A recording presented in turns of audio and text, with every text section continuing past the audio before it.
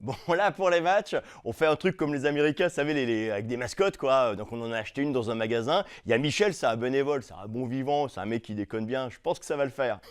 Oui, mais non. Encore une fois, même si c'est une mascotte, c'est un sujet sérieux, il faut donc le professionnaliser. Il y a trop souvent des erreurs faites autour des mascottes, souvent même par les clubs professionnels qui, généralement, font de très belles mascottes, investissent de l'argent, et puis s'arrêtent là, il n'y a pas de plan, on met un bénévole dedans et puis on verra bien. Une bonne mascotte peut coûter entre 3 000 et 12 000 euros, mais parfois on se contente d'acheter un costume bon marché dans un magasin de fête, pourquoi pas, mais il faut quand même le préparer un peu. La mascotte doit avant tout fédérer les enfants et par extension les parents. Elle doit animer vos matchs de manière cohérente avec l'image de votre club et créer du contenu pour vos réseaux sociaux, en particulier pour les jeunes. Comment créer une bonne mascotte efficace? Rappelons les bases. Une mascotte ne parle pas. Toute sa communication repose sur son langage corporel. Une mascotte doit donc être expressive et pouvoir faire des mouvements avec des gestes, des mouvements clairs. Elle ne doit pas être une simple peluche sans vie. Lors de la création de votre mascotte, deux éléments sont essentiels. Tout d'abord, la corpulence et le regard.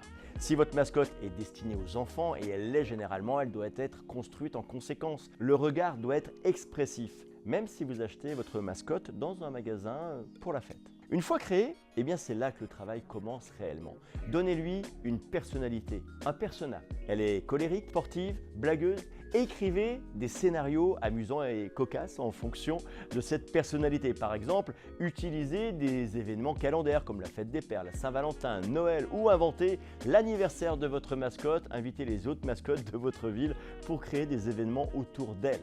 Le comique de répétition est très efficace. Par exemple, Benny the Bull de la NBA a un jeu récurrent où il renverse du popcorn. Trouvez une marque de fabrique, la vôtre, une marque de fabrique similaire pour votre mascotte. Le plus difficile est de trouver la personne qui va incarner votre mascotte. Cette personne doit être un peu mime, aimer évidemment les enfants, être très endurante et en très bonne condition physique, car croyez-moi, c'est physique. Et la vision est souvent limitée. Donc, dans un costume, il faut savoir marcher sans regarder ses pieds.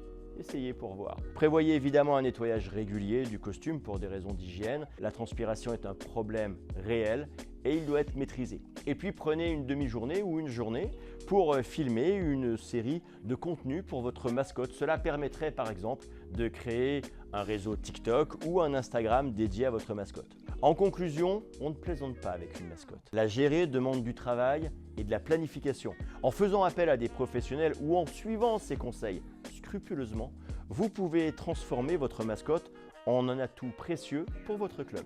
D'autres conseils, d'autres choses à découvrir bientôt.